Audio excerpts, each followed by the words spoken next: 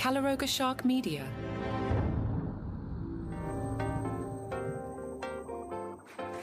Hey there, I'm Johnny Mac with your daily comedy news. Maz Jobrani caught up with the ABC, no, not the American Broadcasting Corporation, whatever the Australian one is called, that ABC. And they started talking about Colbert Gate. And Maz said, I love Colbert. I get my news from Colbert. He makes the news fun. I knew that Trump was going to come after the late night talk show hosts, but I didn't think it was going to be this way where their own companies can them. I thought Trump would maybe send the IRS out to audit them or something, just make their lives hard, because Trump unfortunately doesn't have a sense of humor. He doesn't know how to take a joke, which is what dictatorships usually are like. The job of the comedian is to reveal the emperor has no clothes. I think we need to keep doing that. If we don't, we're going to lose our democracy. I always say the whole point of America is I can make fun of the president in America. I couldn't make fun of the president of Iran. That wouldn't work. We're slowly seeing, maybe even fastly seeing, the American democracy crumble. And I think now it falls on our shoulders more and more as comedians to make fun of Trump and poke at him. For my entire life in America, I've had to explain Iran. I just try to find funny ways to explain to people what I'm feeling. Like I say, I wish I were Swedish, because if you're Swedish, you wouldn't have to explain anything, right? You just talk about IKEA and ABBA. Being Iranian has been a challenge, but it's also obviously giving me plenty of material because I've been able to try and present people from Iran and other people from that part of the world, hopefully in a positive light versus what you see when they show us in the news. I worked with Maz at the Montreal Comedy Festival. All my stories now are 15, 20 years old. Yeah, boy, it's got to be 15. Cool guy. Really enjoyed my time with him. Maz says, I grew up in America, so I always say that I'm not in Iran, but Iran is in me. I feel an affinity towards the country of Iran. I feel an affinity towards the soccer team when they play. I feel an affinity towards the people. The Iranian people are some of the most hospitable people. It has a place in my heart. Iran is a cautionary tale of what happens when you mix religion with politics. And currently living in America, we're moving closer to becoming the Christian Republic of America, the same way Iran is the Islamic Republic of Iran. When I do a show, I have people of all backgrounds, all religions in the room. We're laughing together and we're humanizing each other. You get a room where you have a Palestinian, you have a Jew, you have a Muslim, people from different backgrounds, and we're laughing together. Then people realize, oh, he's human, I'm human. Like Maz a lot, good guy.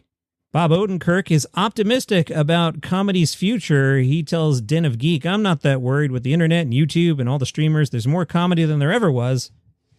And there's more platforms and opportunities than there ever was. They tend to pay less, but then they pay something and there's more of them. So that's good. I think the biggest challenge is you can make a very good show now and almost nobody sees it because there's too much to sample. The industry kind of does this journey of expanding and contracting, so possibly we're going to contract a little bit, but I love how many platforms there are and how much variety we can see. As for late night, he says some version of late night will continue. It's terrible what happened with Colbert, but I also feel I understand it.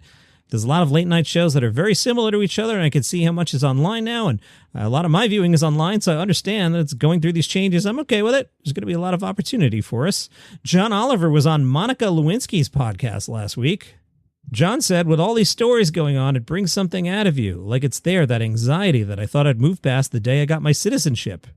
John feels like attention is now being weaponized and that he himself can get sent back to the anxiety he felt for a very long time, very quick. It's not far from the surface, and it does feel personal. It's one of the things I get really mad about, and therefore I want to use our show to show Americans who may have heard things like, come in the right way, just do things the right way, and not fully understand just how antithetical that is to the process that actually exists.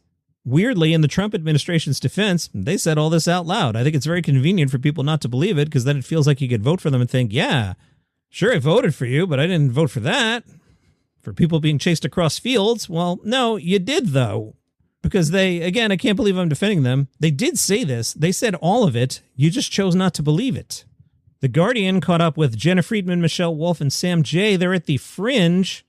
The headline in The Guardian, it felt like a scene from The Handmaid's Tale. U.S. comics on the dangers of political satire. Now, before we get into the story, whatever you think of the politics of the story, that is the perception of the United States around the world right now. Again, the subheader, U.S. comics on the dangers of political satire in The Guardian. They dusted off a story I told you about earlier in the year from Jenna Friedman. I'll fly through it quickly. She's in the Vancouver airport. She's heading home to the U.S. Someone she thought worked for airport security asked about her visit. She said, I was doing comedy. Then he asked, what do you joke about? I lightly flirted with him and was like, everything other than airport security. He didn't react at all. Then I realized he was border control. He asked again, what did you joke about? I froze because I'm a political comedian. I know what to say. Then he said, do you joke about politicians?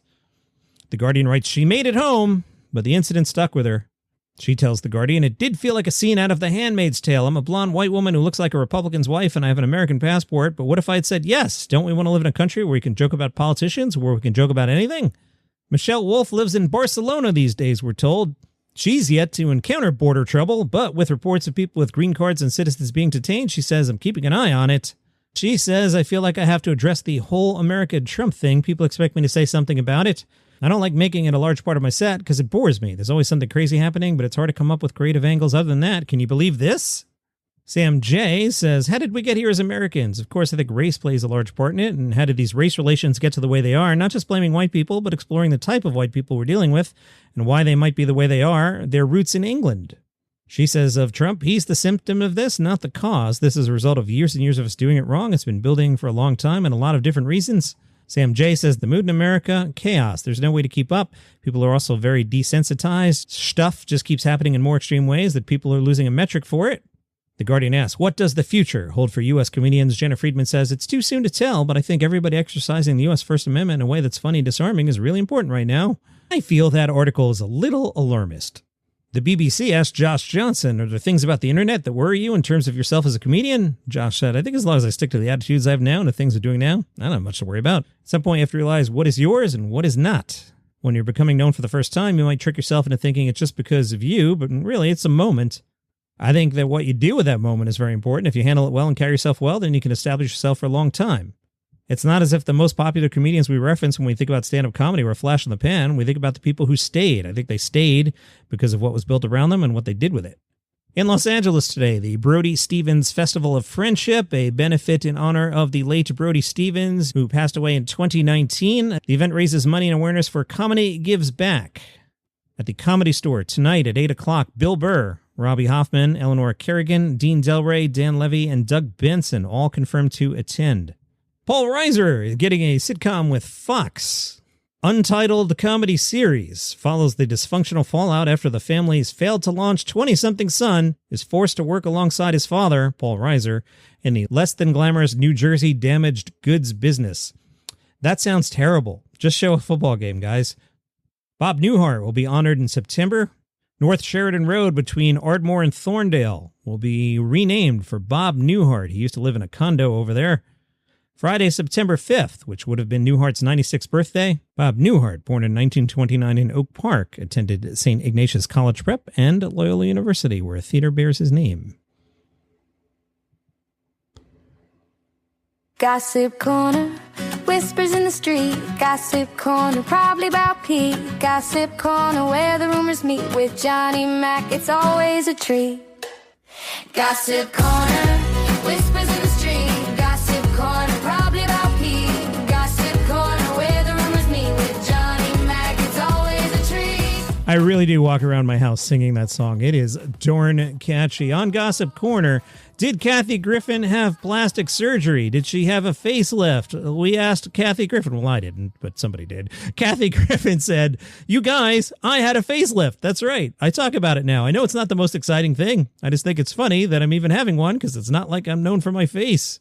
She talked about the doctor who did it and said, he just looks at you and he's like, "Yeah, you got a lot of problem areas. I can't fix that. You'll have to live with that part. But okay, I can do this. We're going to move this around. And who did your last one?" She says they get really competitive about who did the last one. By the way, this is my third. Jimmy Kimmel still off this week, and Colbert's off for 3 weeks as well. That's interesting. Tiffany Haddish will host Kimmel's show. She replaces Kumail Nanjiani, who was originally announced to host this week. It is believed he has opted out because of scheduling conflicts for Reels. He's in Broadway previews for his debut in Oh, Mary, a dark comedy. If I were working on CBS Elsbeth, I would get my resume ready because they are taking on the Curse of Andy Richter. In case you don't pay attention, if Andy Richter appears on your show, it gets canceled. Even Conan O'Brien was unable to survive the Curse of Andy Richter. Andy will appear on Elsbeth. He will play the sidekick of Stephen Colbert's Scotty Bristol character. Andy Richter will play Mickey Muntz, the hilarious but long-suffering sidekick, on Way Late with Scotty Bristol. That sounds hackier than hack. Out today on the 800-pound gorilla, available for early access, Mo Welch's Hollywood Forever. And Johnny Mac, you never talk about Howard Stern. I know. In GQ, Vince Mancini writes, Howard Stern went from shock jock to centrist cat dad. If his audience couldn't follow, that's not his fault. Vince writes, I've been a loyal Sternie since he first became available to those of us on the West Coast in the late 90s. He never struck me as all that shocking. Despite everything that made it infamous, the show was more like comfort food, a way to be part of a conversation even when you were alone. When Stern moved to satellite, he immediately shelled out for a Sirius subscription that I probably couldn't afford, and with the shows replayed throughout the day, I could listen to them almost any time I wanted. It's easy to recount the hits, but good bits don't do much to pinpoint the actual appeal of the Howard Stern Show, which would broadcast for almost 4 hours every day. Well, back in the day on K-Rock, it could be 4+. It'd start at 6 and go to 10-something. The show was a running hang that I can imagine myself being part of, and that sounds much easier to pull off than it actually is. It did, it felt like a hang you could imagine yourself being part of. I definitely back in the day would have dreams that I was just like on the show as like sixth guy. These people felt like friends. I get it, Vince. Who writes, I also haven't listened to Stern for probably 15 years. I've been throwing that 15-year number around myself. This had nothing to do with his famous turn away from cheap gags and casual sexism, his increasingly therapy-influenced introspection, or his gradual slide into normie liberalism. Nothing dramatic like that.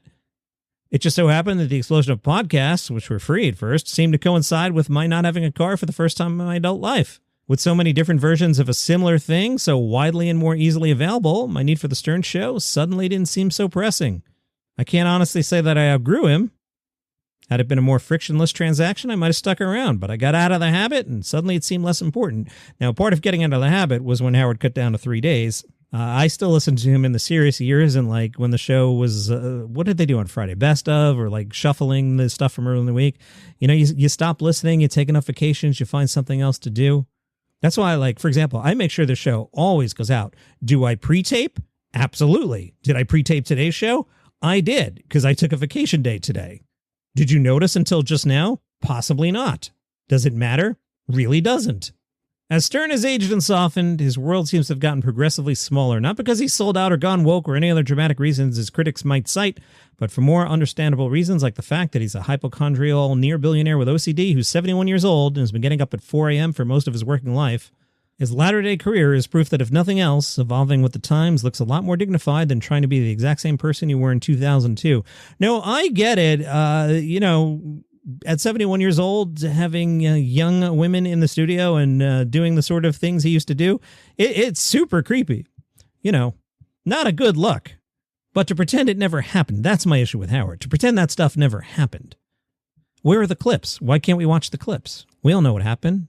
I've got some cassette tapes of the old Howard Stern show. We know these things went on. No, you do have to age gracefully. I totally get that. But to pretend the other parts didn't happen, that's the part that bugs me. This whole Howard Stern was the great interviewer, that narrative, that's nonsense. Howard Stern was the great shock jock. And then the last 10 years of his career decided to interview people. Just stop with the revisionist history. That's the part that annoys me. And that is your comedy news for today. If you'd like the program without commercial interruption, click the banner that says uninterrupted listening. $5 a month. You get this show, 5 good news stories, which I also host, and a bunch of others ad-free.